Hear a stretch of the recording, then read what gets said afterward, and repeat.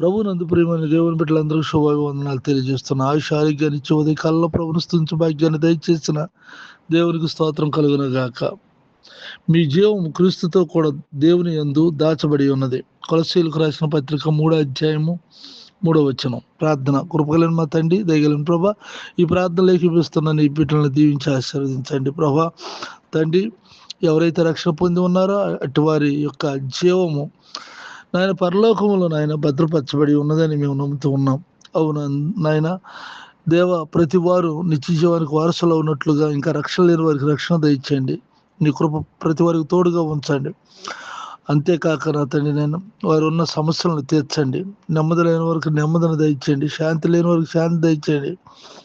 వారు చేస్తున్న వ్యాపారం, వ్యవసాయం, ఉద్యోగం, చదువుల్లో తోడుగుండి సహాయం చేయమని ప్రార్థిస్తున్నాను.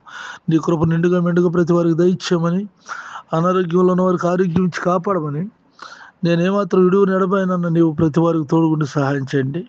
ఆ దేశాన్ని రక్షించండి, ప్రజలు రక్షించ, ప్రతి వారిని రక్షణలు నడిపించమని, నాతోటి సేవకులైనటువంటి వారు వారు చేస్తున్న పరిచర్యలను దీవించమని యేసుక్రీస్తు పరిశుద్ధ నామములో ప్రార్థిస్తున్నాను తండ్రి. ఆమేన్. తండ్రి దేవుని దయ, ప్రభువైన యేసుక్రీస్తు వారి కృప, పరిశుద్ధాత్మకు సన్నిధి నిత్యం తోడై ఉండుగాక.